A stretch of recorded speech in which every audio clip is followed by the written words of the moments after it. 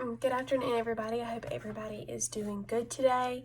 For the video today, I am going to be talking to you about birds. And the title of the book is also called About Birds. The standard that would go along with this would be SKL2, which is to obtain, evaluate, and communicate information to compare the similarities and differences in a group of organisms. We would be focusing on A, which is to construct an argument supported by evidence for how animals can be grouped according to their features. So this book would help us in constructing our argument because it's going to tell us a lot about a specific animal and some of their features.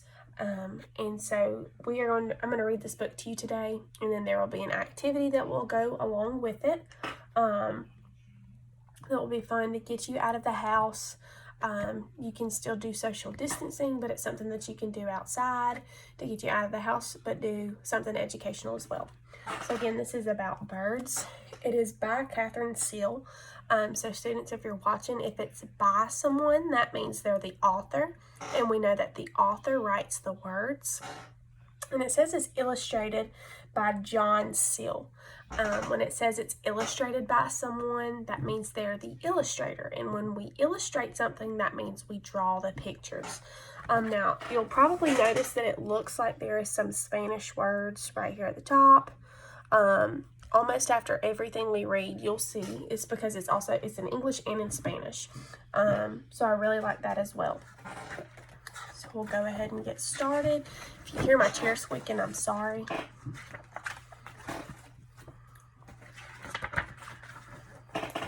About birds. Birds have feathers.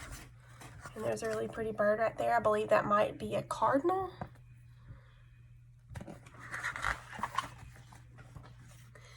Baby birds hatch from eggs. So in this picture, you can see this bird, and you can see some eggs and where a little baby bird has even hatched. Some birds build nests on the ground. Okay, so you may see nests on the ground. You may see them in trees. You may even see them on your porch, in the corner of the porch on your house. Some build in very high places. So again, just like Miss Hamilton just said, you may even see them in trees. So you can see that's a big bird's nest.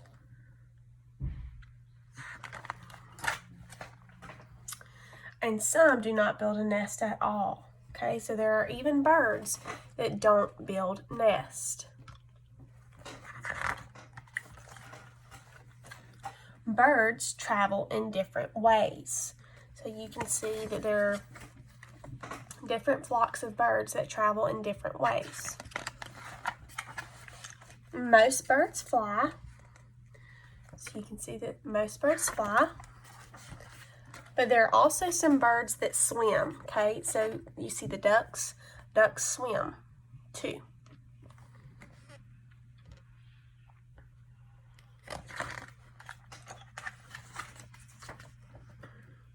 And others run. So we can see that bird right there. That bird's running.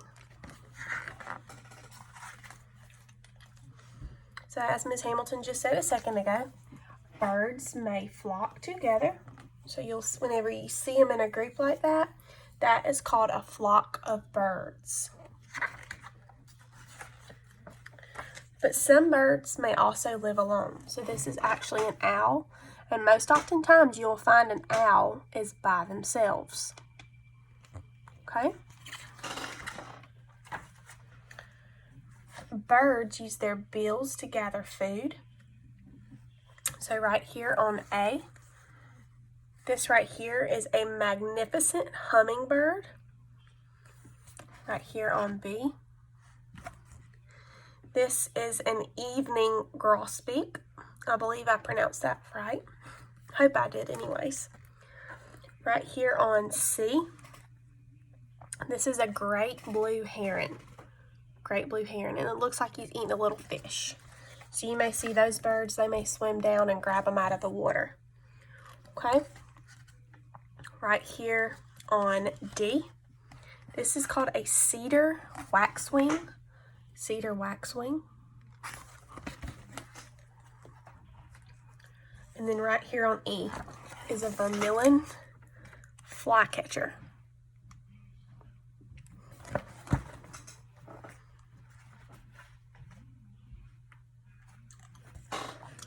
They sing to let other birds know how they feel. So sometimes when you're outside, you may hear birds chirping or singing, and that's them letting them know how other birds feel. And this right here, this is an indigo bunting. That's what type of bird it is. And if you notice it's a shade of blue, that is the shade indigo.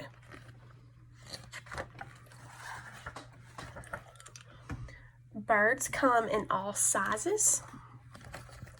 So right here, we see the great horned owl. We see a bald eagle. We see the great blue heron. Right there's a northern cardinal. There's the indigo bunting. Let me see.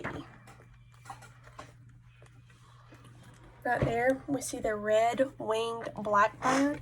And if you look really, really close, you'll notice that the reason it's called the red-winged blackbird is because it has a red wing. Okay. Right down here, we also see a wood duck. And so in this part of Georgia, a lot of our hunters that like to go duck hunting, they like to kill wood ducks. And then, speaking of hunting, they also like to hunt geese. This right here is a Canada goose.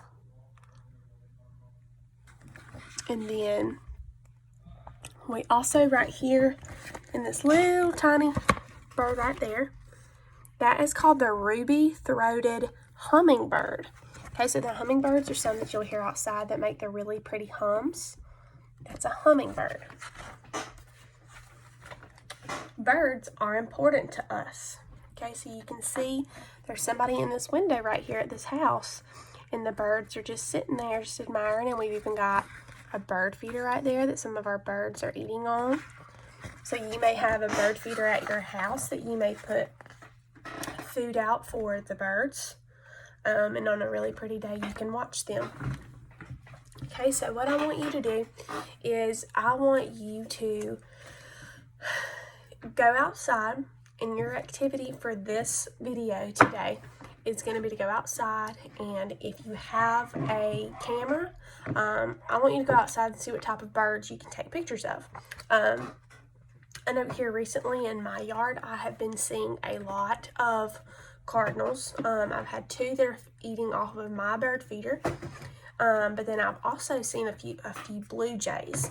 I don't believe there was a blue jay in this book, but we did see the indigo bunting, so it kind of looks similar. It has that blue shade to it. In this part of Georgia, we also will often see some dove or quail.